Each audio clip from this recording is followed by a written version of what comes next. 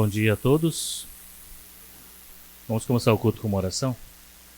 Senhor, nós queremos te louvar por este dia maravilhoso, Senhor. Obrigado pela essa chuva que estava precisando, o tempo estava muito seco. E nós queremos te louvar porque o Senhor cuida da gente dos mínimos detalhes, ó Pai.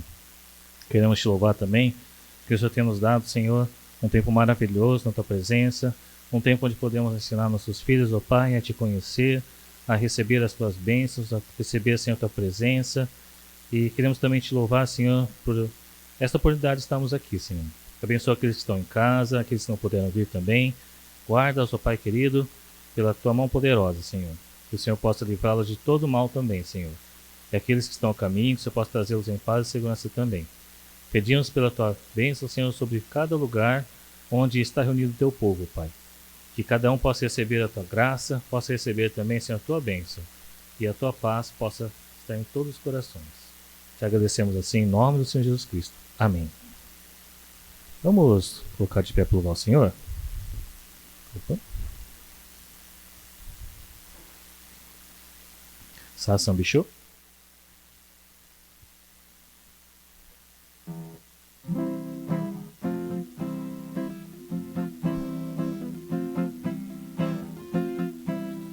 Sassam bicho. Sukui no shiesunin Sasambi shio Sukui no shiesunin Hosana tataeo Sambi shio sukui no iwa Hosana tataeo Sambi shio sukui no Iwawani.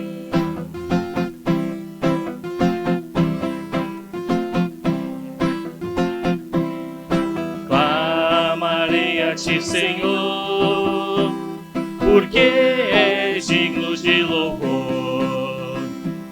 Clamarei a ti, Senhor, porque és digno de louvor.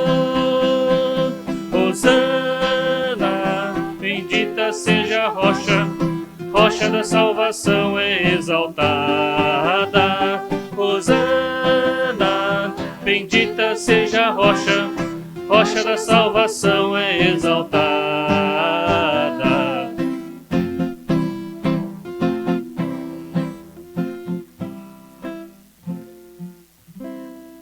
Amém. Alvo mais que a neve?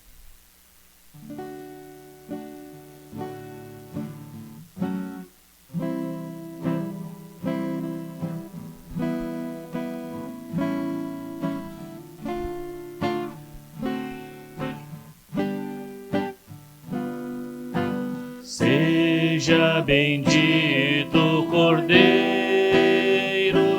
que na cruz por nós padeceu. Seja bendito seu sangue que por nós pecadores verteu. Eis nesse sangue lavados com roupas que dão salvação, os pecadores remidos que perante seu Deus hoje estão.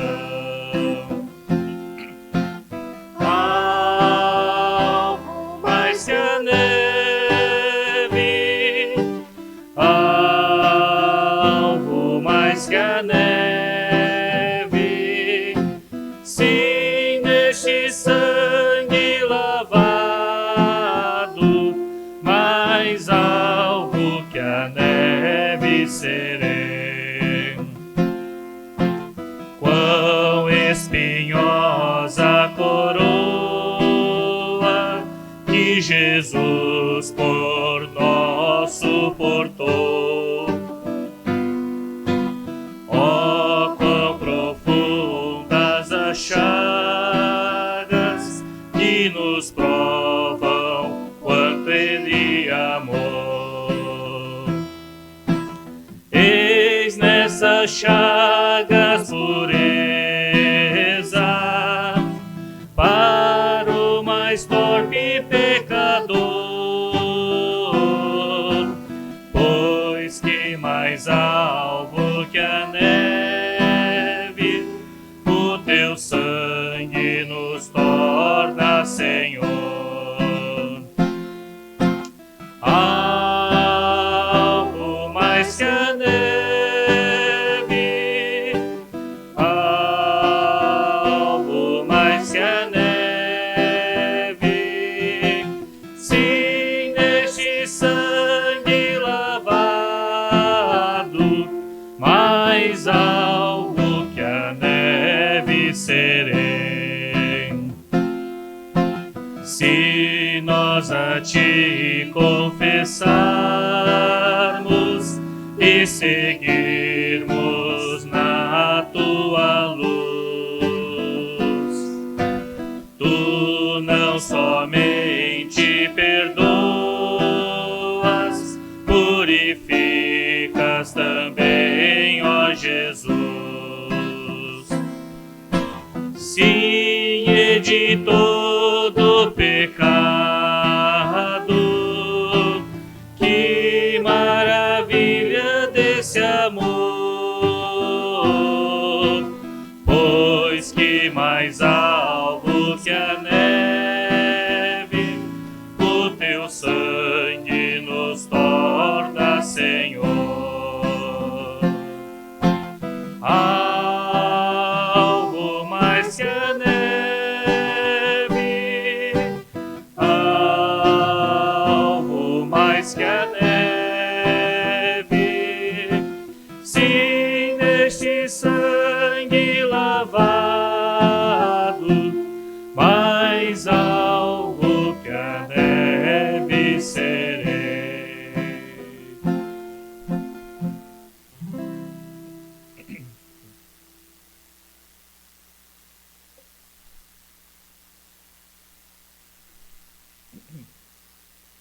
Jesus Cristo mudou meu viver?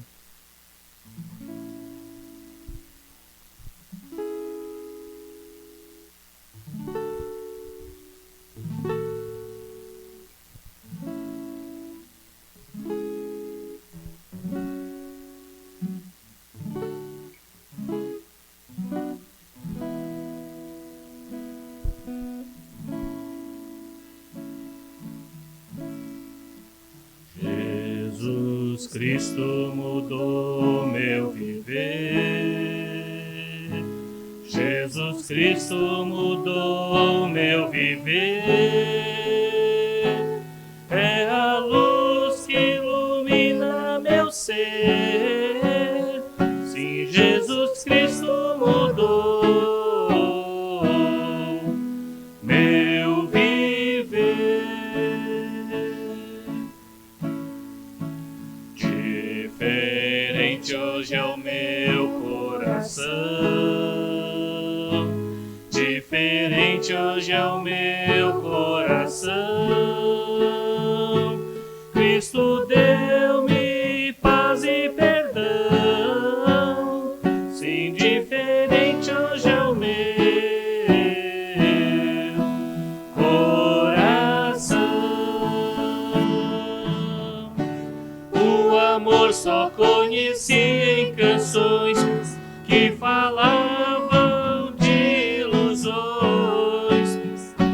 Tudo agora é diferente, isto falo a toda gente, pois Cristo deu-me o seu amor. Jesus Cristo mudou meu viver. Jesus Cristo mudou meu viver. É a luz que ilumina meu ser. Sim, Jesus Cristo mudou meu viver. Diferente hoje é o meu coração, diferente hoje é o meu coração. Cristo deu-me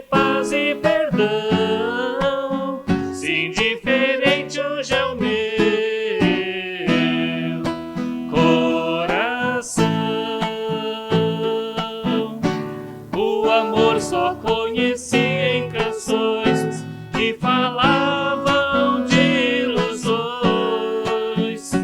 Tudo agora é diferente, Cristo fala a toda gente, pois Cristo deu-me o seu amor. Jesus Cristo mudou meu viver. Jesus Cristo mudou meu viver.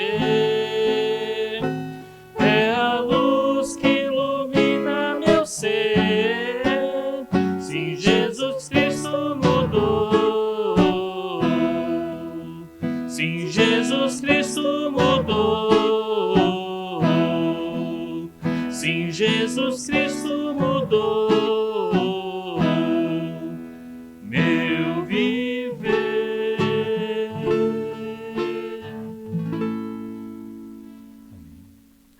Próxima música, vamos trazer nossos dízimos e ofertas ao Senhor. Move as águas.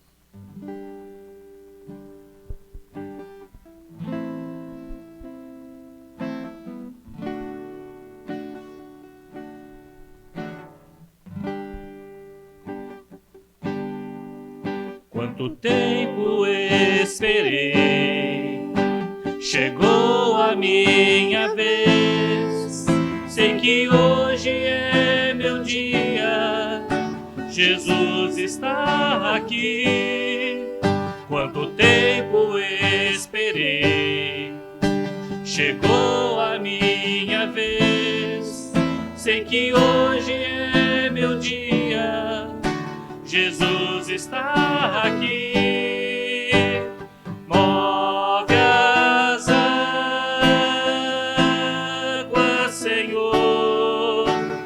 Move as águas.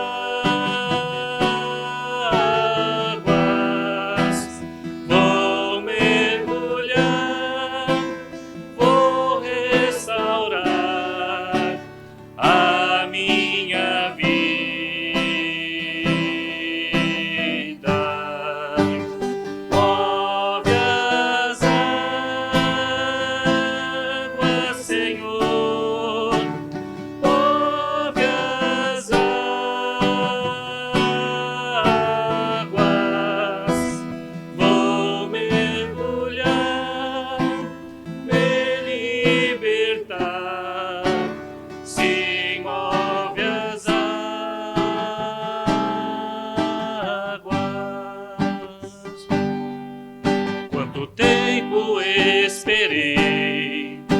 Chegou a minha vez, sei que hoje é meu dia, Jesus está aqui.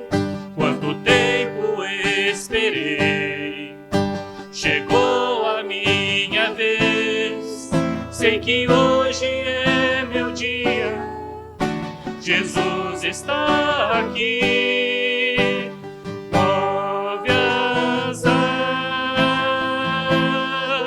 Senhor, move as águas.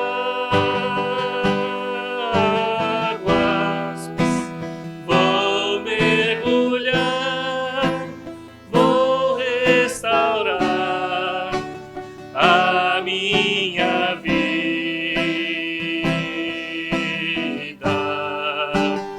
Move as águas, Senhor.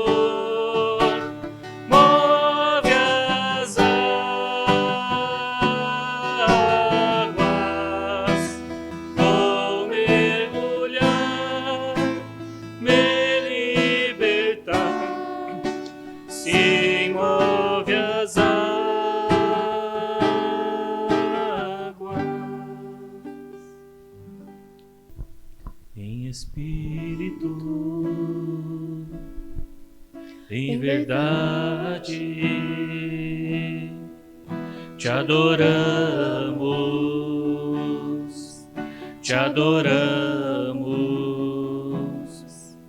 Em espírito, em verdade, te adoramos. adoramos, Rei dos reis e Senhor, te entregamos nosso viver. Rei dos reis e Senhor, te entregamos nosso viver para te adorar, ó Rei dos reis. Foi que eu nasci, ó Rei Jesus. Meu prazer é te louvar, meu prazer é estar nos átrios do Senhor. Meu prazer é viver na casa de Deus, onde flui o amor. Começo. Em espírito, em verdade, te adoramos, te adoramos. Em espírito, em verdade, te adoramos, te adoramos. Rei dos reis e Senhor, te entregamos nosso viver. Rei dos reis e Senhor, te entregamos nosso viver para te adorar, ó Rei dos reis. Foi que eu nasci, ó Rei Jesus. Meu prazer é te louvar, meu prazer é estar nos átrios do Senhor. Meu prazer é viver na casa de Deus, onde flui o amor. Pra te adorar, ó Rei dos reis. Foi que eu nasci, ó Rei Jesus. Meu prazer é te louvar, meu prazer é estar nos átrios do Senhor. Meu prazer é viver na casa de Deus, onde flui o amor,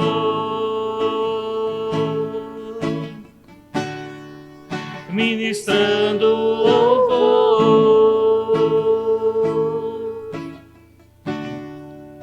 louvando a Deus. Pai querido, como é bom estar aqui, Senhor, na tua casa, te louvando, Senhor, te adorando. Obrigado, Senhor, que o Senhor aceita, Senhor, nossa oração de pessoas tão falhas, tão imperfeitas, Senhor. Pessoas, Senhor, que não mereciam estar na tua presença, que nunca merecemos ser chamados de teus filhos. Nós te agradecemos, te louvamos e te adoramos pela tua imensa misericórdia, pelo teu sacrifício, Senhor, de ter levado o Senhor Jesus Cristo lá na cruz do Calvário, morto em nosso lugar, mas ressurreto no terceiro dia. E por isso, Senhor, nossa esperança é viva, Senhor, em estarmos com o Senhor Jesus na morte para o pecado e na ressurreição para a vida eterna, Senhor querido. Te adoramos, ó Pai, em espírito e em verdade, porque sabemos que só o Senhor é Deus. Só o Senhor é digno de toda a honra e toda a glória. E só o Senhor quem pode nos salvar. Te glorificamos, te exaltamos por tudo, Pai. E pedimos agora que o Senhor possa falar aos nossos corações. Fala através do teu servo, Pai. Coloca o teu Espírito Santo, as tuas palavras na boca do Sérgio, para que seja espada de dois gumes e possa separar todo o pecado da nossa alma. Em nome do Senhor Jesus Cristo. Amém. Obrigado. Pode sentar.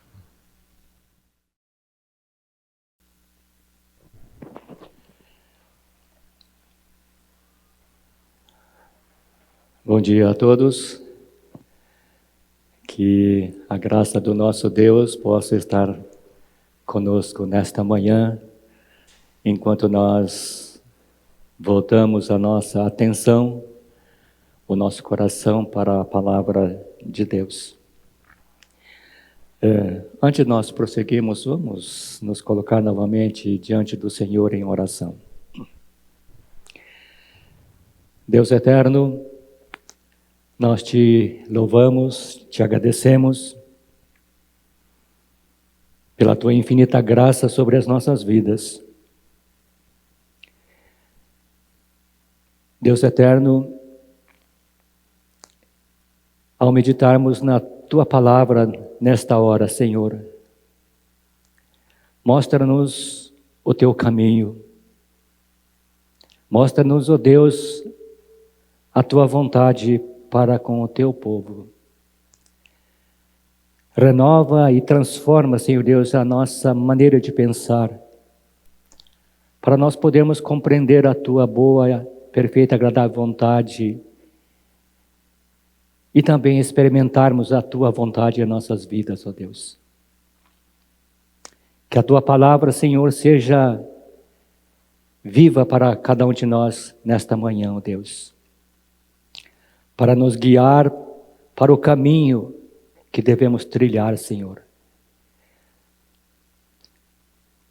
Que as nossas vidas brilhem para Cristo Jesus, ó Deus. Assim nós oramos, te agradecemos, em nome de Jesus. Amém. Amém.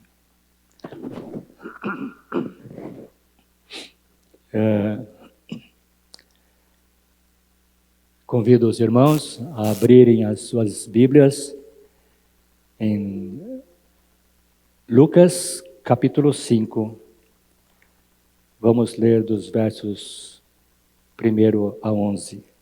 Lucas 5, 1 a 11. E vamos pensar juntos nesta manhã sobre a conversão a Cristo.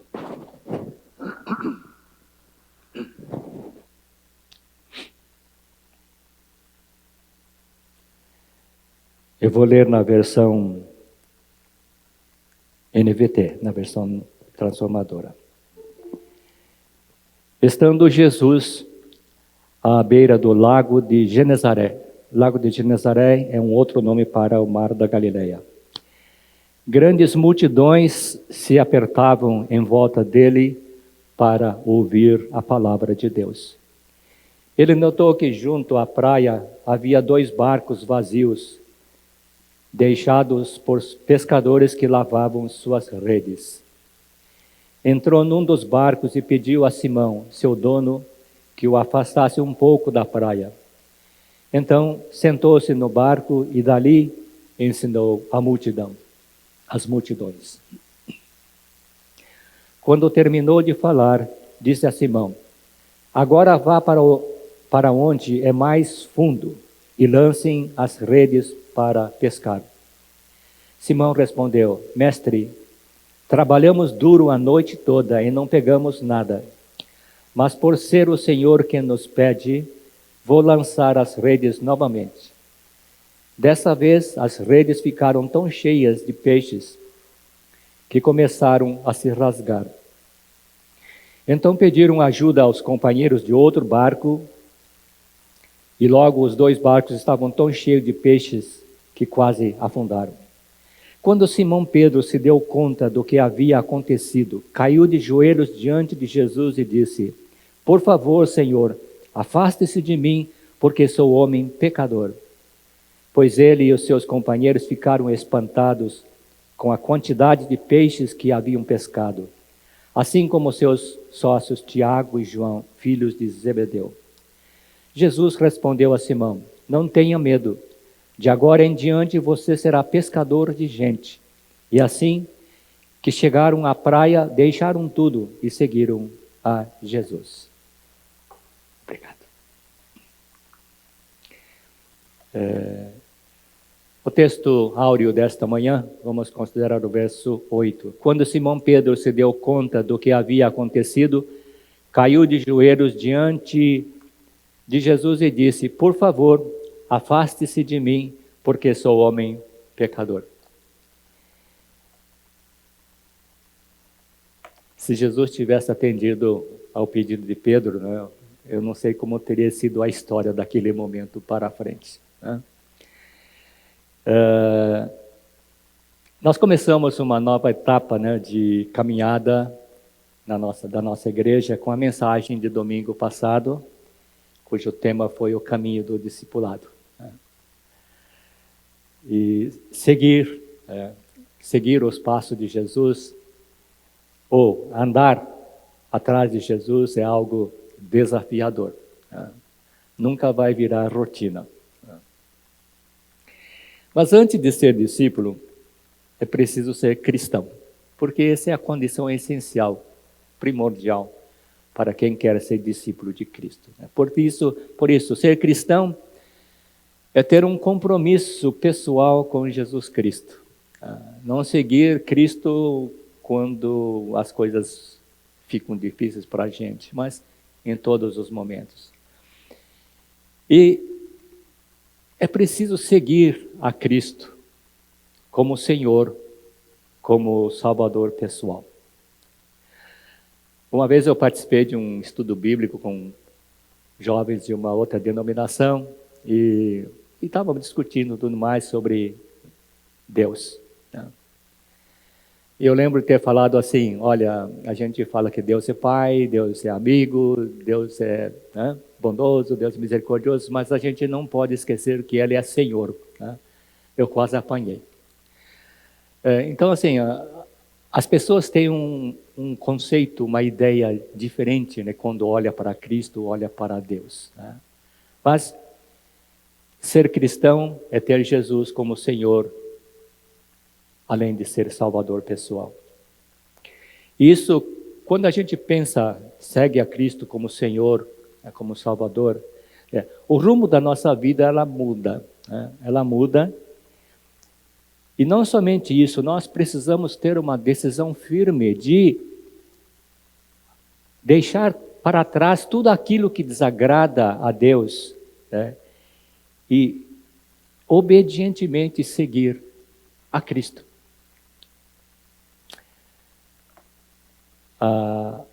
O Evangelho de Lucas, né, narra um fato interessante, né, que aconteceu. Um certo jovem rico, ele aproximou-se de Jesus, elogiou Jesus, né? Mas Jesus fala algo para aquele jovem.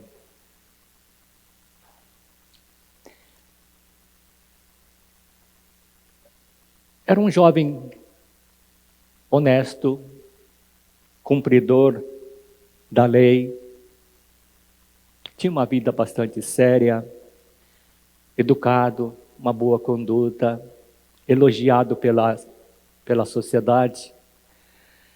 Mas quando ele ouviu Jesus, a exigência de Jesus, ele acabou se afastando.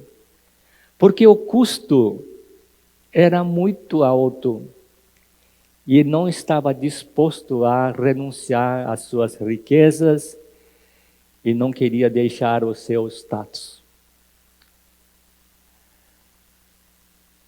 Eu imagino que Jesus olhou para aqueles jovens, se afastando lentamente dele, deve ter sentido um pesar muito grande. Mas os evangelhos também narram que muitas pessoas queriam seguir a Jesus, queriam estar perto dele, ouvir o que ele tinha para ensinar. Mas Jesus fala algo duro. E é não somente duro para aquelas pessoas daquela época, mas para todas as gerações que vieram depois e até para nós. E muitas vezes a gente pensa, será que vale a pena? E Jesus diz o seguinte: se alguém vem a mim e ama seu pai, sua mãe, sua mulher, seus filhos, seus irmãos e irmãs, até a sua própria vida mais do que a mim, não pode ser meu discípulo. E aquele que não carrega a sua cruz e não me segue, também não pode ser meu discípulo. Quando as coisas nos interessam, quando produz um certo bem-estar para as nossas vidas, é muito fácil dizer, eu quero seguir a Cristo. Mas o que Cristo pede é, me coloquem em primeiro lugar na sua vida. E nem sempre isso é fácil de fazer. E quando as pessoas ouviram Jesus falando estas palavras, acabaram se afastando, abandonaram Jesus. Quando nós lemos textos como este, nós avaliamos o custo de seguir a Jesus? Qual é a nossa disposição de seguir a Jesus?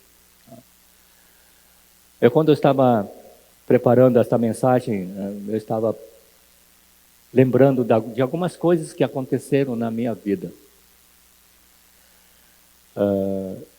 E à medida que os anos vão se passando, a gente começa a olhar para o passado. O tempo do passado é muito maior do que o tempo que eu tenho daqui para frente. E eu fico pensando, eu realmente andei no caminho de Deus, eu fiz o que agradou a Ele, eu estive aprendendo com Jesus durante toda a minha caminhada. Mas não basta a gente estar cheio de entusiasmo, é preciso ter uma responsabilidade, assumir uma responsabilidade de seguir a Jesus, com perseverança. Eu gosto muito dessa palavra perseverança, porque a perseverança denota paciência sempre em movimento, né? Sempre avançando. E o que a gente aprende com a palavra de Deus é que Deus oferece a salvação, mas também Ele exige obediência. Exige obediência. Por isso, o discípulo é aquele que ama Jesus e o segue. Discípulo é aquele que ama a palavra de Deus, né? Quanto tempo a gente gasta para... Gasta não, há quanto tempo a gente investe na palavra para estudar a palavra de Deus?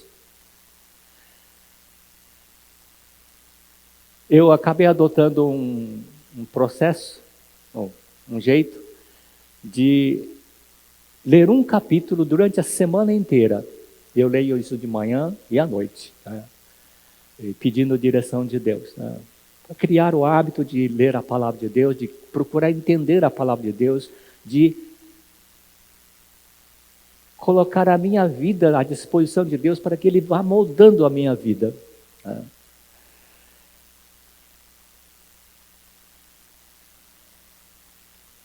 E discípulo é aquele que mantém o compromisso com Jesus sem alardear se o envolvimento com Ele custará muito. Eu já falei isso algumas vezes, mas eu já tive vontade de chutar o pau da barraca e dizer, chega, esse nosso não está dando certo para mim. Já pensei isso. Mas o engraçado é que Deus tem trabalhado na minha vida. Dizendo assim, olha, pensa bem o que você está falando, né? Veja bem o que aconteceu na sua vida, né? E Deus tem me trazido coisas do passado que me faz lembrar de que Ele me tirou de um lugar horrível, de um lugar onde eu estava realmente preso, sem saber como sair daquela situação. E Deus mudou a minha vida. E sempre isso tem voltado à minha mente, né? Por isso eu dou graças a Deus e peço perdão sempre a Deus por ter pensamentos tão esquisitos, né? Acho que não tem nem adjetivo para isso. Por isso, a gente sempre tem que pensar qual a importância da conversão a Cristo. Deus tem sacudido a minha vida enquanto eu estava preparando esta mensagem, né?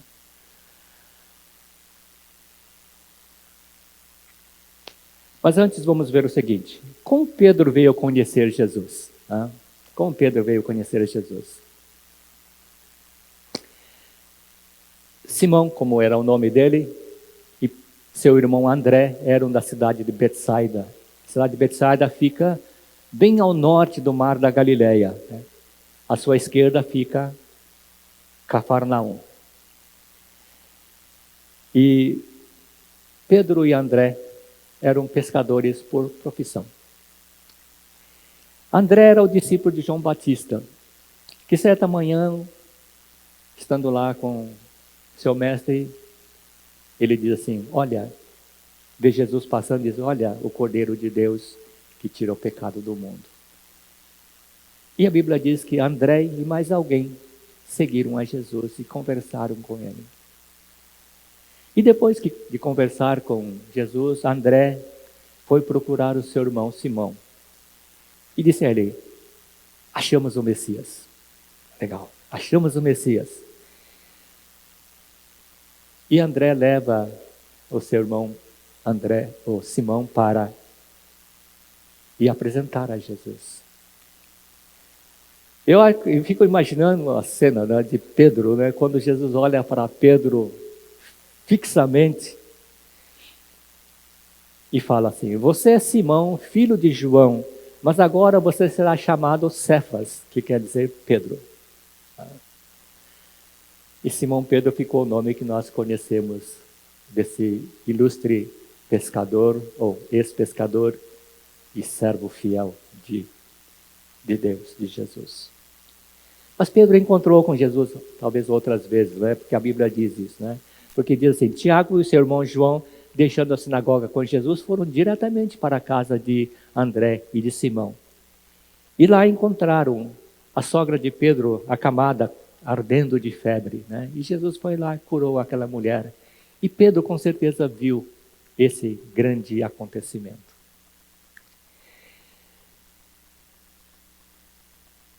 Mas o ensino de Jesus começou a atrair muita gente. E as pessoas, multidões, a Bíblia diz, multidões seguiam a Jesus. E certa manhã, quando Jesus estava andando lá pela praia, uma multidão estava seguindo a ele. E Jesus decide falar com a multidão, decide ensinar sobre o reino de Deus. E Jesus entra num barco, que é o barco de Pedro. Ele estava lá lavando a rede. E Pedro estava talvez muito chateado, porque ele trabalhou a noite inteira e não pegou nada. Quando a gente vai pescar e vai dar banho na minhoca ou na isca e não pega nada, é muito frustrante, né? Eu já passei por isso. Dá uma sensação esquisita, né? E a gente acaba culpando os peixes porque não morderam a isca, né? Mas não é bem assim, né? E Jesus pede para Pedro: afasta um pouquinho o barco, eu quero falar com essa multidão. E Jesus passa a ensinar aquela multidão. E depois que terminou de falar com as pessoas, Jesus pede a Pedro: Pedro, vamos lá para o lugar mais fundo e vamos jogar a rede, vamos pescar. Talvez Jesus quisesse abençoar a vida de Pedro, né? Compreendeu a situação muito difícil de Pedro. Mas Pedro, ele é um pescador profissional. E ele sabe que pescar peixes grandes tem que ser feito a pescaria durante a noite, porque à noite é que os peixes grandes aparecem. Mas Pedro fala: tá bom, o Senhor falou, vamos obedecer. E Pedro vai no local mais fundo e lança a rede. E acontece algo extraordinário. Algo que Pedro jamais tinha visto em toda a sua vida profissional. Para ele era um milagre. Não era, talvez, 10 peixes, 20 peixes, né? Eram tantos peixes que as redes estavam quase rebentando, né? Tanto que Pedro chamou outras pessoas, amigos, conhecidos, que estavam ali também lançando a rede, para ajudar a retirar os peixes. Naquele momento, diante daquela situação inédita, acontece algo na vida de Pedro. Pedro está vivendo algo que jamais aconteceu na sua vida profissional. E nem sequer tinha ouvido uma história de um pescador que contou tamanha história. E Pedro reconhece que aconteceu um milagre e está diante de uma pessoa que é divino.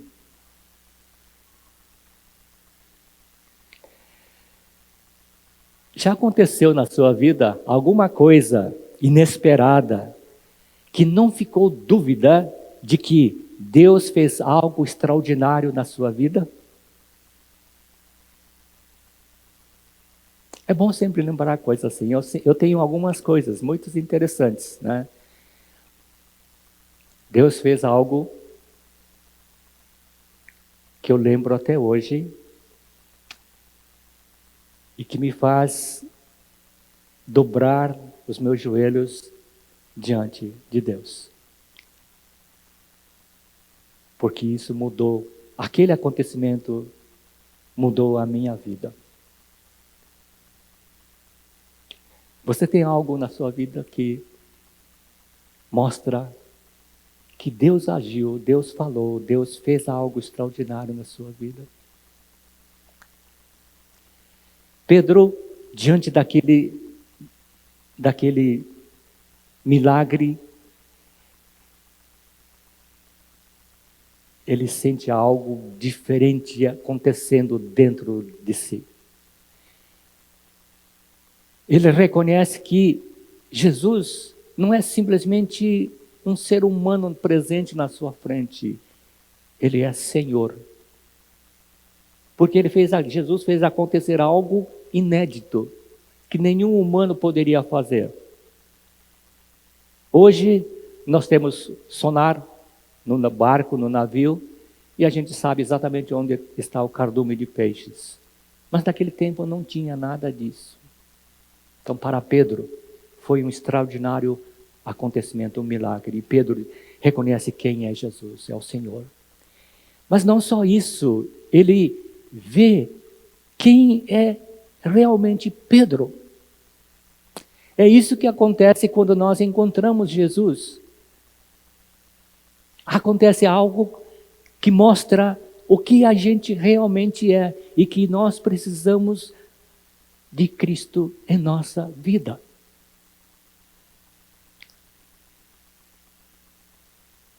Por isso Pedro, diante daquele acontecimento, ele diz assim: por favor, afaste-se de mim, porque sou pecador. Mas Jesus veio para salvar o pecador. Mas Jesus, quem é Jesus? Quem é Jesus? Muitas pessoas conhecem o Jesus histórico. Talvez na maioria das vezes.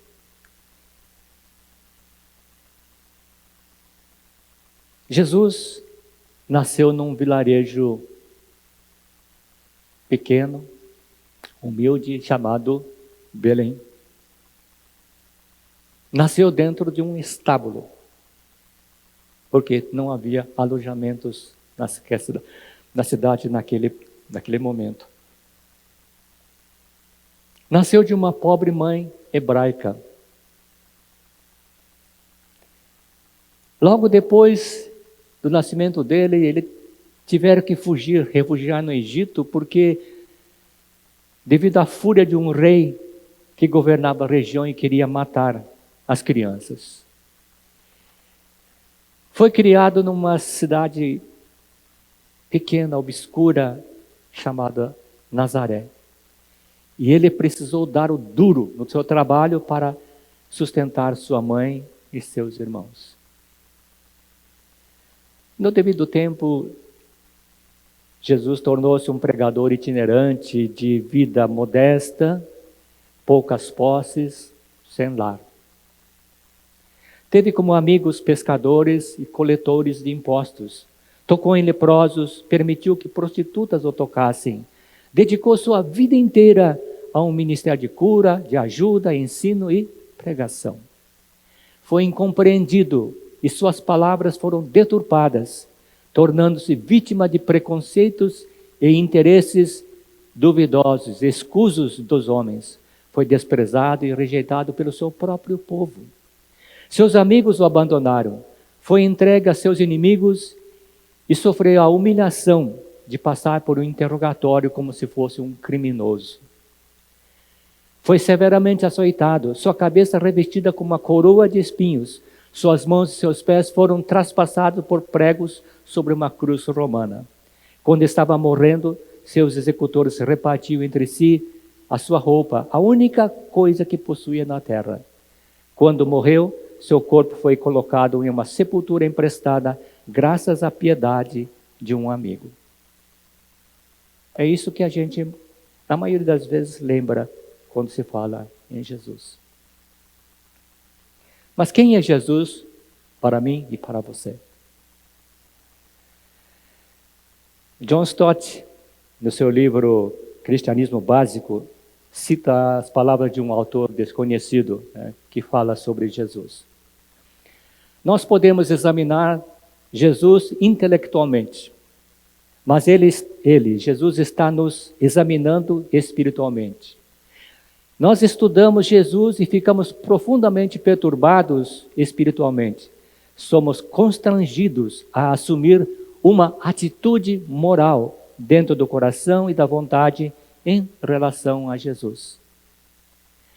Um homem pode examinar a pessoa de Jesus com imparcialidade intelectual, mas não pode fazer isso com neutralidade moral e precisa assumir uma posição. Um dos grandes eventos narrados, ou de grande importância narrado nas Escrituras, é a vinda de Jesus Cristo como Filho de Deus e como Salvador de todos os que nele creem. Por isso, o evento de grande importância na vida do cristão é quando ele vem a Cristo pela fé e o aceita como seu Salvador pessoal e Senhor. Por isso, quem é Jesus para nós? O livro de Hebreus cita algo interessante, né? E eu sempre fico imaginando que foi uma revelação profunda vinda de Deus, né? Para escrever tais palavras. Nestes últimos dias, Ele nos falou por meio do Filho, o qual designou como herdeiro de todas as coisas e por meio de quem criou o universo. O Filho irradia a glória de Deus, expressa de forma exata o que Deus é. E com sua palavra poderosa sustenta todas as coisas. Depois de nos purificar de nossos pecados, sentou-se no lugar de honra à direita do Deus majestoso no céu. Jesus expressa de forma exata o que Deus é. Daí a importância. Quem é Jesus para mim e para você? E o objetivo principal da vinda de Jesus a este mundo foi promover a salvação para todos aqueles que colocam nele a sua confiança. E Jesus expressou isso pessoalmente para as pessoas, né? E encontramos essa declaração lá em Lucas 19:10, quando ele diz assim: porque o Filho do Homem veio buscar e salvar os perdidos.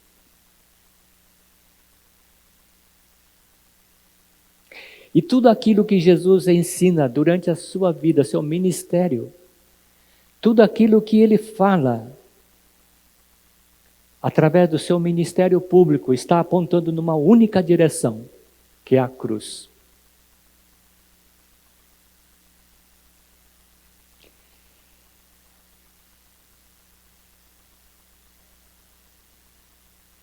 Por isso, Jesus é uma pessoa que, não somente de grande coragem, mas de uma pessoa que obedece a Deus, o Pai. No jardim do Getsemane, ele mostrou isso. Pai, se for possível, afasta de mim este cálice. Era muito amargo o cálice. Mas seja feita a tua vontade, não a minha. São palavras que deviam quebrar o nosso coração, quebrantar o nosso coração diante de Deus, ao ouvirmos tais palavras. Jesus vai caminhando em direção à cruz porque ama profundamente a mim e a você. E ele cumpriu o objetivo principal em se encarnar, de se tornar humano, para ser o Cordeiro de Deus que tira o pecado do mundo. Mas não foi só isso. Quando Jesus ressuscitou dentre os mortos, Jesus manifestou igualmente a sua divindade e seu imenso poder para cumprir a própria palavra dele. Que ele tinha autoridade, poder para entregar a sua própria vida e também tinha poder para receber, tomá-la de volta.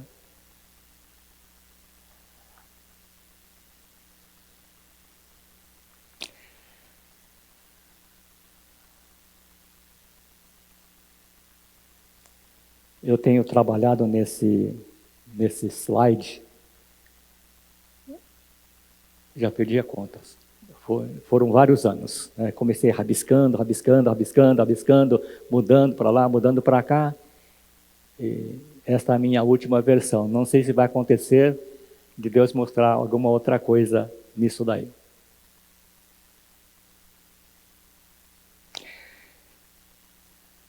Por que eu estou mostrando isso?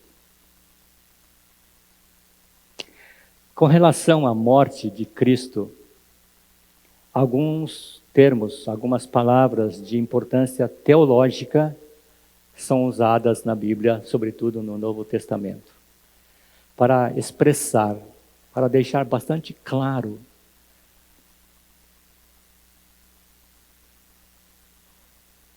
o que significa Cristo ter morrido naquela cruz.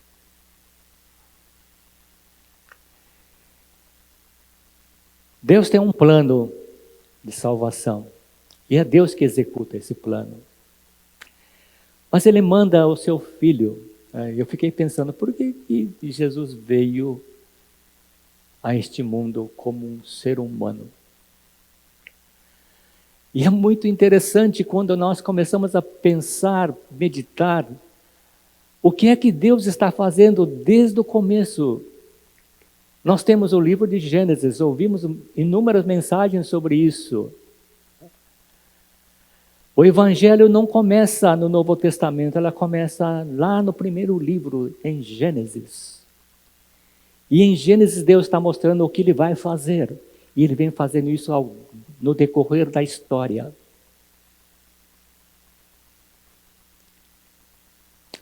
Por que saber disso é importante? Porque um número grande de cristãos não sabe dizer com firmeza no que ele está crendo. E também não sabe responder por que eles creem nisso. Se nós queremos ser discípulo de Cristo, precisamos ter bastante claro em nossa mente, em nosso coração, quem é Jesus e o que Ele fez por nós. E a Bíblia usa palavras como redenção, expiação e propiciação, justificação, imputação, reconciliação, arrependimento e perdão, regeneração e conversão. termos uma vida centrada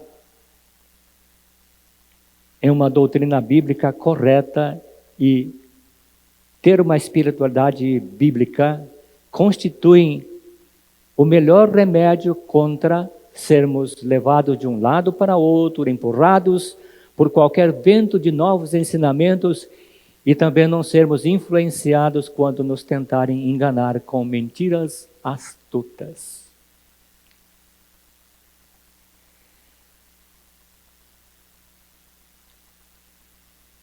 O discípulo de Cristo deve conhecer e não ter dúvidas sobre quem é o seu mestre.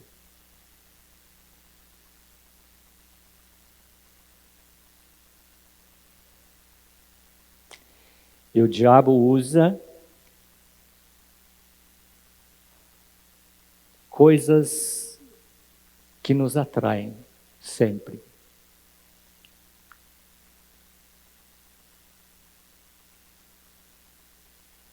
Estava lembrando ontem à noite, gostado que a gente lembra de certas coisas quando está no chuveiro, né? Quando o diabo foi falar com Deus sobre Jó, disse assim: ah, Deus, Jó está feliz da vida porque o Senhor deu tudo para ele. É só tirar as coisas que o Senhor deu para ele que ele volta contra o Senhor. Jó perde tudo que ele tinha, seus filhos, seus bens. E Jó continua firme na sua fé em Deus. Aí o diabo fala assim: bom, tira a saúde dele. Aí quero ver se ele mantém a sua fé em Deus. E Deus fala: tá bom, só não tira a vida dele. E o diabo vai lá e tira a saúde de Jó. Engraçado que hoje ele faz a mesma coisa ao contrário. Você é cristão, então você pode ser rico para burro. Você crê em Deus, você pode ter uma saúde de ferro. É preciso ter muito cuidado com as coisas que a gente deseja na nossa vida. Redenção.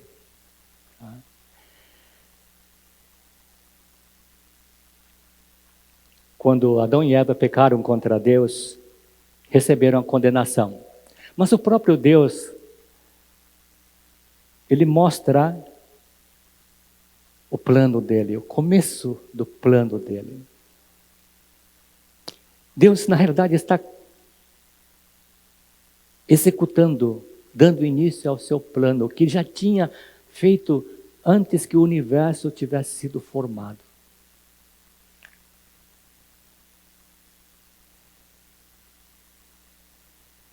Está lá em Gênesis 3,15.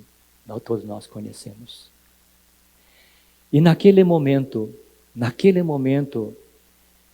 o pecado do homem resultou na necessidade de um Salvador. Porque o homem não pode ou não tem condição de salvar a si próprio. Como que um homem pecador pode restaurar a sua vida com a sua própria força se ele é um pecador diante de Deus? Não dá.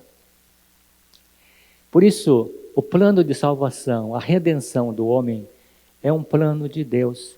E Deus executa esse plano. Ninguém mais tem condições de fazer. Então, Deus começa o plano e vai executar esse plano. E durante toda a história da humanidade, Deus está agindo e mostrando o seu plano.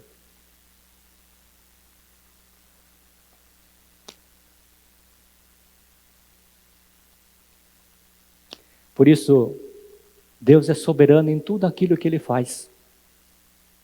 E porque somente Ele pode fazer isso. E o plano de redenção de Deus teve por objetivo a nossa própria redenção. Só que a nossa redenção, a nossa salvação, envolveu um custo muito alto. Para Deus. Para Deus. E Paulo escreve o seguinte na sua carta a Tito: Ele deu a si mesmo por nós, a fim de nos remir de toda a iniquidade e purificar para si mesmo um povo exclusivamente seu, dedicado à prática de boas obras. E ele acrescenta na sua carta em Romanos, sendo justificados gratuitamente por sua graça, mediante a redenção que há em Cristo Jesus, a quem Deus apresentou como propiciação no seu sangue mediante a fé. E Pedro reforça aquilo que Paulo está dizendo. E Pedro diz o seguinte: sabendo que não foi mediante coisas perecíveis como prata ou ouro que vocês foram resgatados, quer dizer, redimidos da vida inútil que seus pais lhes legaram, mas pelo precioso sangue de Cristo, como de um cordeiro sem mácula. Então, somente um Deus de infinita graça, de infinita sabedoria, amor e poder, poderia ter elaborado um plano tão grandioso, tão maravilhoso, este plano de salvação para todas as pessoas que colocam em Cristo sua confiança e sua esperança. Vejamos expiação e propiciação. Muito interessantes essas coisas, né? No Antigo Testamento é usada uma palavra hebraica, kafar, que significa, que foi traduzida nas nossas Bíblias, né? As Bíblias mais contemporâneas, né, usam outros termos, mas eu gosto da antiga, né? Porque diz assim, a Bíblia antiga usa tanto expiação como propiciação, né, intercambiando as coisas, mas a palavra hebraica sempre é a mesma, né? E essa palavra kafar, que nós traduzimos como expiação ou como propiciação, significa reparação pela culpa ou reparação pelo erro ou injúria. No Novo Testamento é usada uma outra palavra, uma palavra grega, hilasmos, que é traduzido também, dependendo das traduções ou dos locais onde estão inseridos esta palavra, como expiação ou propiciação. E significa apaziguar, aplacar alguém concordando com as suas exigências. Lembrei de Jacó, quando ele estava voltando, né, da terra do seu tio, Labão, atravessou o riacho lá de Jaboque e ia encontrar com seu irmão Esaú, que ele tinha tapeado, enganado várias vezes. E para Esaú encontrar com seu irmão era algo agoniante. Ele não sabia o que Esaú poderia fazer. O que ele sabia é que Esaú estava vindo na direção dele com um monte de gente. E o que Jacó faz? Ele separa ovelhas, gados, cavalos, camelos, e manda aos seus servos: vai lá na frente, e quando vocês encontrarem com Esaú, eles perguntarem assim: de onde vocês vêm? Então vocês falam que Jacó mandou. Isso aqui é um presente. Esse presente de Jacó para Esaú era justamente apaziguar, acalmar o ânimo de Esaú. Exatamente nesse sentido que é usado a palavra expiação e propiciação. Por quê? Deus é um Deus justo. E sendo um Deus justo, Ele tem que castigar o pecado. Ele tem que punir o pecador. É que a gente não conhece a santidade de Deus como deveríamos conhecer.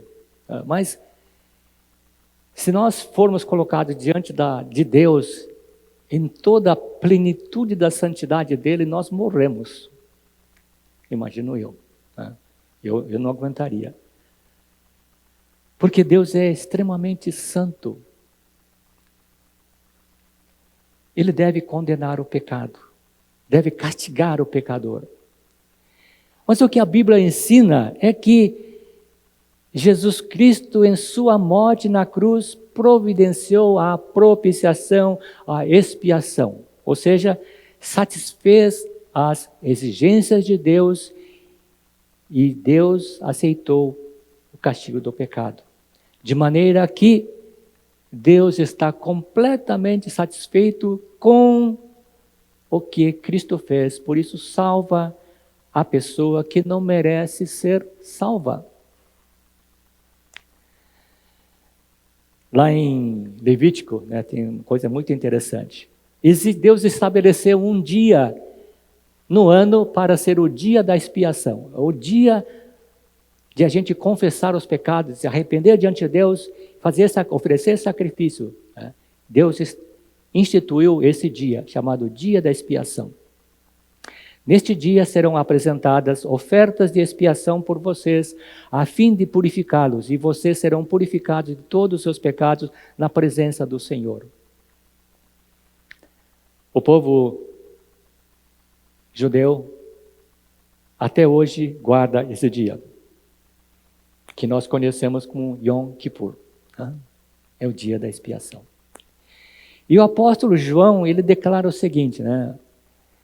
Eu tinha escrito na versão NVT, que diz assim: Ele mesmo é o sacrifício para o perdão de nossos pecados, e não apenas de nossos pecados, mas dos pecados de todo mundo. Mas na versão Almeida, ele diz assim: Ele é a propiciação pelos nossos pecados, e não somente pelos nossos próprios, mas também pelos do mundo inteiro. Vejam como Deus está trabalhando para salvar o homem.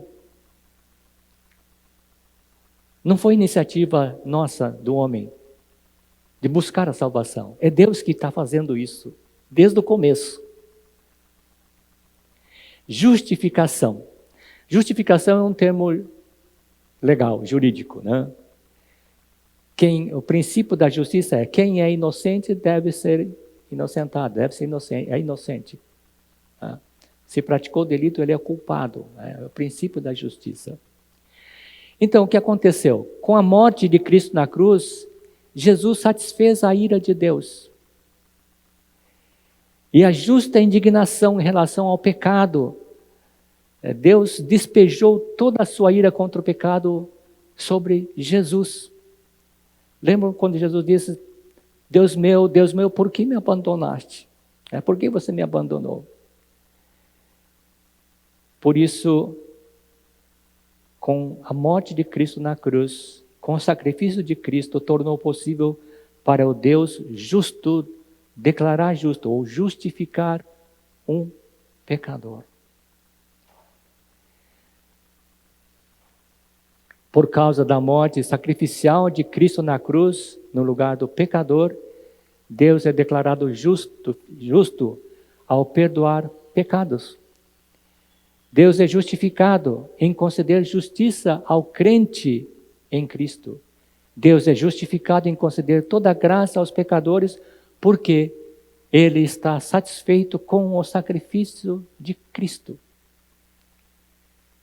Por isso Paulo escreve isso para a igreja em Roma: sendo justificados gratuitamente por sua graça, mediante a redenção que há em Cristo Jesus, a quem Deus apresentou como propiciação no seu sangue mediante a fé. Pois Deus fez de Cristo aquele que nunca pecou a oferta por nosso pecado, para que por meio dele fôssemos declarados justos diante de Deus. Por isso, quando nós como cristãos olhamos para o sacrifício de Cristo, vemos como Deus nos tem abençoado ricamente. E por isso, quando a gente sente uma certa inadequação, eu sou assim, né? Eu falo: Deus, por que o Senhor me salvou? Eu não tenho nada. Se o Senhor me pegasse agora e jogasse no inferno, estaria fazendo a coisa mais justa. Mas o Senhor me salvou. O Senhor me deu uma nova oportunidade, me deu uma nova vida, uma razão para viver, uma nova esperança. Por isso, os cristãos, quando sentem a sua inadequação, a sua imperfeição, por causa da justificação de Deus,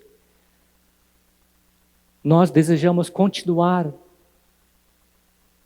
obedecendo a Deus. Porque Deus se satisfez com o sacrifício de Cristo.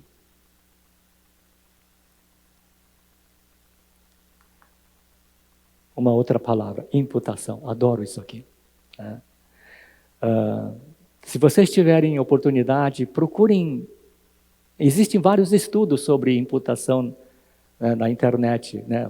Procurem vários, porque tem coisas que falam coisas absurdas, mas procurem estudar isso. A palavra à luz da Bíblia é muito interessante. A palavra grega usada por Paulo tem o sentido de fazer inventário, calcular uma conta ou simplesmente imputar. Nas versões bíblicas mais antigas, né, é usada esta palavra, imputação. Nas versões recentes, né, como a NVT, lá diz assim, não levar em conta. Mas lá em 2 Coríntios 5:19 diz o seguinte, na versão Almeida renovada e atualizada. Deus estava em Cristo reconciliando consigo o mundo, não imputando aos homens as suas transgressões. Imputar tem um sentido interessante. Significa atribuir a uma pessoa a responsabilidade de algo. Ou colocar a culpa em alguém. Ou simplesmente responsabilizar. Para tentar entender o que significa imputar, sim. No julgamento de Cristo, né, os sacerdotes, os doutores da lei, né, escolheram algumas pessoas para darem falso testemunho. Isso consta dos evangelhos. Né? Então, essas pessoas que levantaram falso testemunho, que foram escolhidos, né, para dar um testemunho falso, né, imputaram a Jesus crimes que Jesus nunca havia cometido. Simplesmente inventaram. Mas na história da redenção, existem 3 casos de imputação que tentei trazer aqui. Primeiro, o pecado de Adão foi imputado para toda a sua posteridade. Né? Eu já ouvi pessoas falando assim, o pecado foi de Adão, mas eu não estava lá na época de Adão, eu nasci agora. O que é que eu tenho a ver com o pecado que lá o Adão cometeu? Mas a Bíblia diz que você é descendência de Adão. Todo ser humano que nasce na face da terra é descendente de Adão. Uma outra coisa sobre imputação é o pecado nosso foi imputado a Jesus Cristo na cruz. Pedro fala sobre isso. E também fala que a justiça de Cristo, o que Cristo fez, é imputada pela fé àquelas pessoas que creem nele. Então, o que aconteceu de fato? Deus lançou sobre o seu próprio Filho a culpa e a dívida do nosso pecado e fez com que ele pagasse pelo nosso pecado. E através desse sacrifício garantisse para nós o perdão e a posição de justo quando nós recebemos Cristo pela fé. Esta é a mensagem da cruz. Este é o cerne do Evangelho. A obra de Cristo na cruz. E a imputação do nosso pecado a Cristo só foi concretizada devido à humanidade plena e perfeita de Cristo. Quando a gente começa a pensar como Deus está trabalhando desde a queda do homem para salvar a humanidade, é algo extraordinário. Quando Adão e Eva pecaram desobedeceram a Deus, o que Deus falou para Eva? Condenou a serpente e falou assim para a serpente: olha, descendente da mulher vai esmagar a sua cabeça e você vai morder o calcanhar dele. Não foi isso? Esmagar a cabeça significa acabar, terminar. Então Deus deu o recado para Satanás: olha, o descendente da mulher vai esmagar a sua cabeça, você está perdido.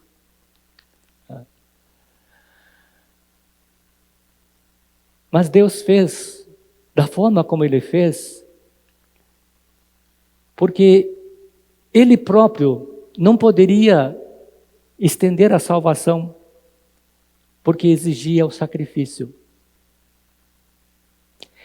Por isso, Cristo veio como descendente da mulher. Veja como a Bíblia mostra o plano perfeito de Deus. Lá no começo, Deus falou assim: descendente da mulher. E vem Jesus, que nasce de uma mulher. Não teve participação de homem nenhum. Deus fez. Por isso o plano de Deus é perfeito. Por isso Deus fez aquilo que o homem não poderia fazer. Enviou a este mundo o seu único filho. Deus, o Pai, colocou a culpa do nosso pecado sobre o seu próprio Filho, em sua natureza humana, que era sem pecado, para nos redimir, para pagar a dívida, a culpa do nosso pecado.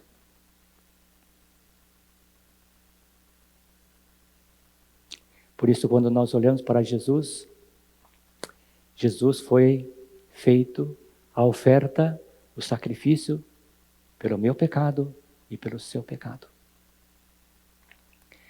Por isso é muito importante nós meditarmos sobre essas coisas. Reconciliação. Uma palavra grega significa ajustar uma diferença, reconciliar as diferenças, né? Fazer umas trocas, né? Quem entende contabilidade, né? Ou um pouco de status bancários, dá para saber o que isso significa, reconciliar as diferenças. Tá? O pecado que o homem cometeu lá no Éden criou um abismo muito grande entre Deus e o homem. Né? E o que acontece na reconciliação? Entra Cristo para ser uma ponte entre o homem e Deus. Tá? Porque a palavra de Deus nos ensina que através da morte de Cristo somos reconciliados com Deus. E Paulo resumiu isso de uma maneira muito brilhante na sua carta aos Romanos. Né? Porque se nós, quando inimigos, fomos reconciliados com Deus, mediante a morte de seu Filho, muito mais, estando já reconciliados, seremos salvos pela sua ira. Né?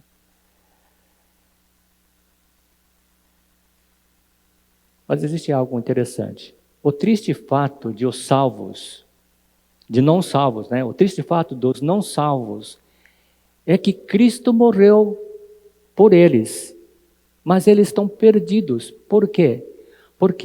Não porque Deus não ama essas pessoas, ou não é porque Deus não dá atenção para as pessoas, é porque essas pessoas não aproveitaram ou não aproveitam o que lhes foi oferecido ou está sendo oferecido pela fé em Cristo. Por isso, o benefício sacrificial da morte de Cristo está limitado às pessoas ou àquelas pessoas que colocam a sua confiança em Cristo e sejam salvas. Por isso, precisa de Jesus. Arrependimento e perdão. Biblicamente falando, o que nós herdamos de Adão é o que determina a condição nossa. Pecadores, filhos da desobediência e da ira. Todas as ações que os homens cometem, as pessoas cometem, são conforme a natureza herdada de Adão. Por um só homem entrou o pecado no mundo e assim todos pecaram. E a palavra de Deus, ela é bastante enfática, né? Muitas vezes a gente acha que Deus está sendo muito duro, severo com a gente, né? Mas não é. Deus está sendo justo e santo em tudo aquilo que Ele faz, né? Todos se desviaram e justamente se tornaram inúteis, porque não há quem faça o bem, não há nenhum sequer. Pois todos pecaram e carecem da glória de Deus, ou todos pecaram e não alcançam o padrão da glória de Deus, né? É isso que a Bíblia nos ensina. E nós precisamos reconhecer. Por isso é preciso reconhecer que é pecador por causa da queda em Adão. E por mais que o homem se esforce para se ver livre desse tipo de condenação, sem Cristo vai permanecer escravo do pecado. Por isso a palavra de Deus diz, você precisa nascer de novo, você precisa ser uma nova criatura em Cristo. Mas todas as pessoas, todas as pessoas nascem com um senso crítico, um juiz natural, né? Que nós chamamos de consciência. Apesar disso, a Bíblia afirma que não há quem faça o bem, o que demonstra que a consciência não torna as pessoas melhor ou pior diante de Deus, né? Bom, através da consciência, as pessoas praticam boas ações. Eu tenho que fazer algo bom, então pratica boas ações. E todas essas atitudes, essas ações que o homem pratica, ainda que sejam coisas grandiosas que as pessoas elogiem, não tornam essas pessoas aceitáveis diante de Deus. Muitas pessoas procuram viver uma vida de maneira piedosa, justa, né? E por isso acabam adotando filosofias de vida, né? Muita gente, né, adotam filosofias de vida para ser uma pessoa melhor, né? São regradas, religiosas, prestativas, mas diante de Deus, sem Cristo, essas pessoas praticam boas ações, mas não estão praticando boas obras diante de Deus. Por isso, o bem que a Bíblia cita só é possível realizar quando se está em Cristo. E estar em Cristo significa uma pessoa que nasceu de novo, ou seja, uma nova criatura criada por Deus.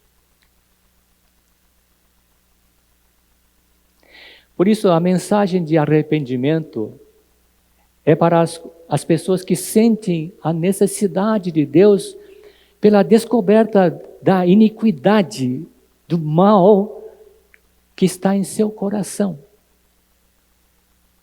E arrependimento não é remorso. Remorso é quando você pratica algo errado e sabe como vai ser a sua consequência. Por isso eu tenho medo dessa consequência. Isso é remorso.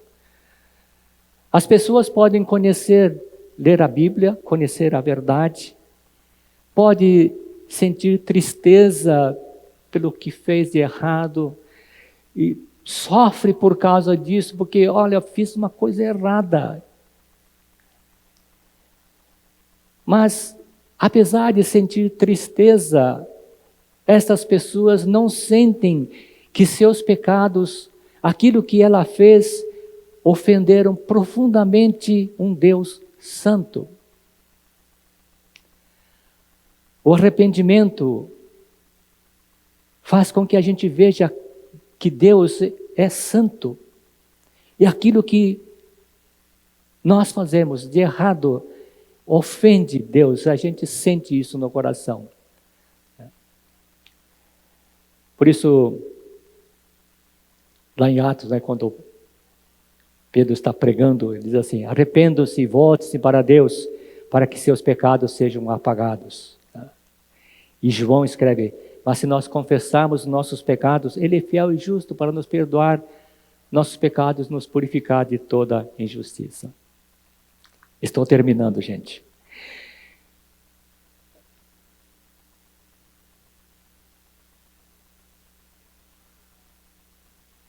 Tendo se arrependido pelos pecados cometidos e procurado o perdão de Deus, ou o perdão do próximo se nós ofendemos alguém, a pessoa que se converte busca refúgio em Deus. Ela não foge de Deus. Lembra de Pedro? Senhor, afasta de mim, eu sou um homem pecador. Imagine se Cristo falou, tá bom, Pedro, vai embora, você não serve para mim. Imagine se Jesus tivesse dito isso para ele. Mas Jesus veio buscar e salvar o perdido. Por isso, embora Pedro tinha dito, afasta de mim, Jesus está olhando para o coração de Pedro dizendo, este homem está buscando salvação de Deus. Por isso, quando nós convertemos a Cristo, nós buscamos a graça de Deus, o perdão de Deus. Buscamos refúgio em Deus.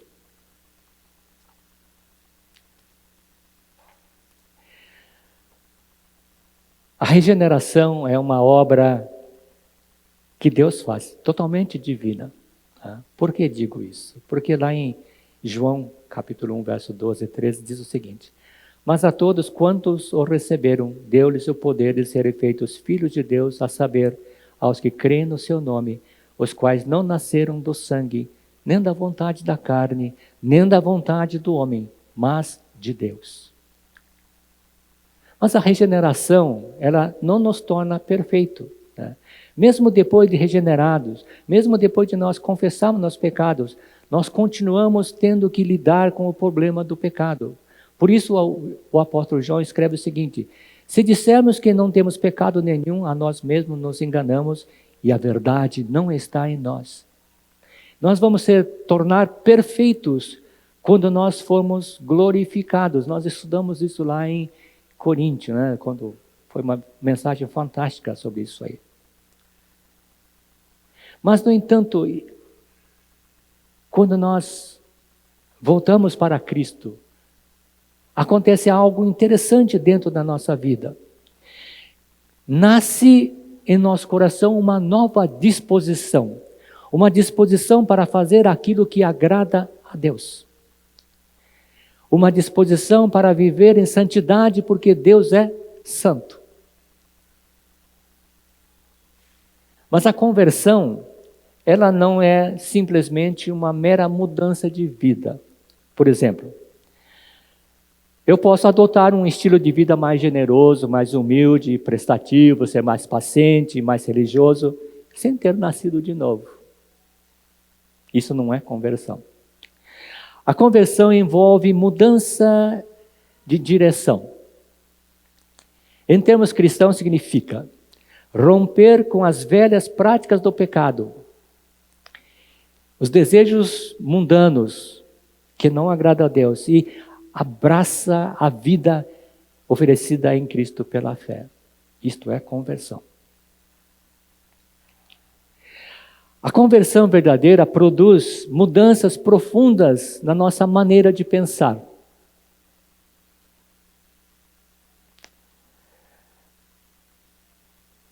É engraçado o que muitos pastores, teólogos que estudam o comportamento dos cristãos da época atual, é que as pessoas frequentam a igreja, dizem que aceitaram a Cristo, que são uma nova criatura, mas a vida deles continua sendo igual como antes de conhecer a Cristo. Não tem mudança. Então, simples fato de estar numa igreja não significa que a pessoa é convertida a Cristo. Então, a verdadeira conversão provoca mudanças na maneira de pensar, na maneira de falar, na maneira de agir, na maneira de ver as coisas. Eu tenho amigos cristãos, digo amigos que dizem que são cristãos, porque às vezes eu estou conversando com eles, acontece alguma coisa assim, eles soltam um palavrão. Aí eu falo, caramba, como é que pode, né? Mas está lá, e numa boa, assim, eles falam como se fosse natural. Né? Mas a verdadeira conversão provoca mudanças na maneira de pensar, de agir, de falar. Né? O seu comportamento muda, seu desejo muda para se enquadrar naquilo que Deus está ensinando, falando, naquilo que Cristo é. Por isso, ser discípulo de Cristo é seguir obedientemente a Ele. É ter uma vida transformada. É conhecer quem é Cristo.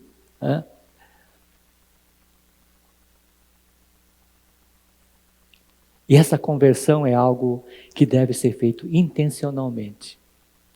Eu quero o perdão do meu Deus, porque eu estou errado. E eu vou seguir o caminho de Cristo.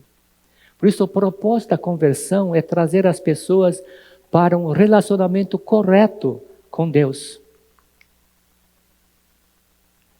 E por esta razão, esse foi o grande motivo de Cristo vir a este mundo e pagar aquilo que Ele pagou, um alto preço, para nos colocar em comunhão com Deus. Foi isso que Ele fez.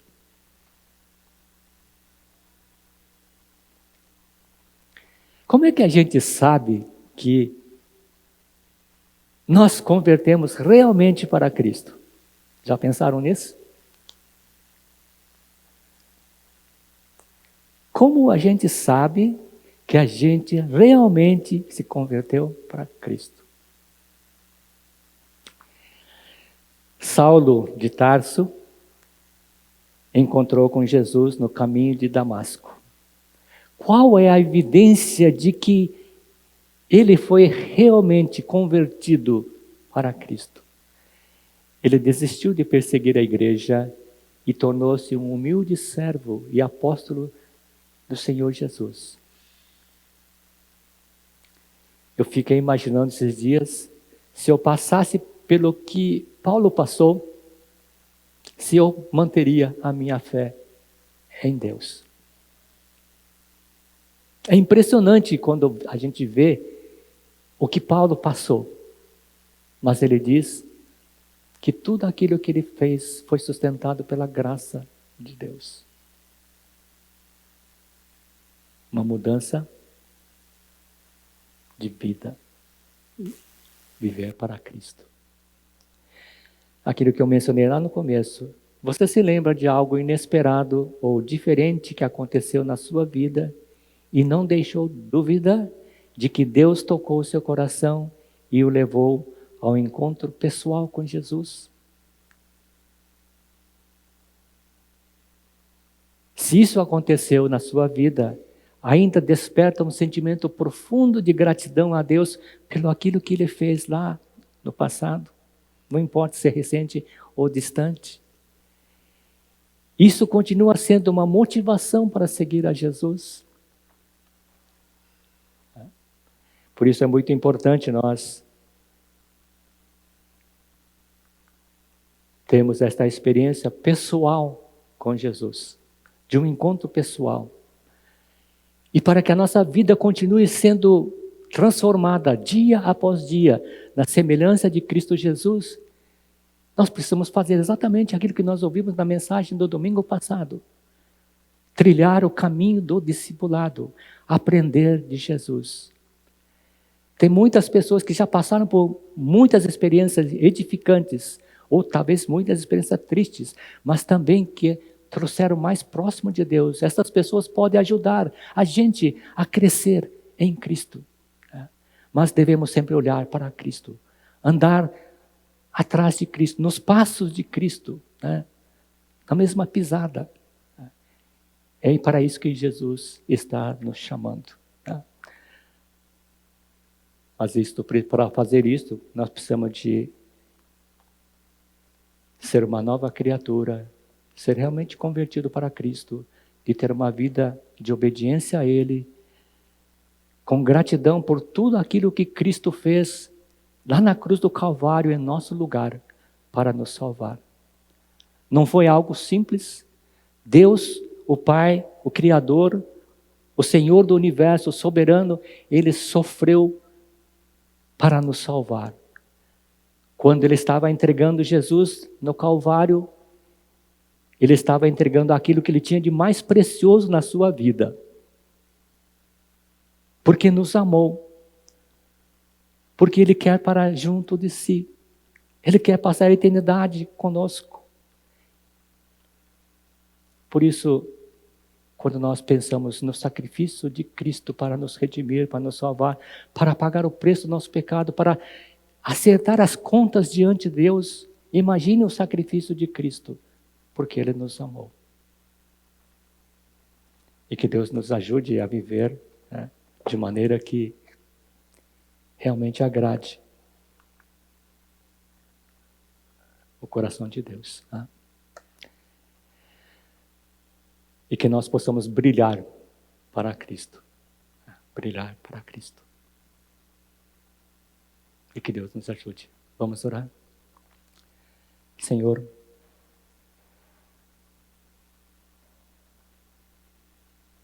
que as palavras dos nossos lábios e o meditar do nosso coração sejam agradáveis na Tua presença, como pessoas que foram redimidas e convertidas a Cristo. Que a nossa vida seja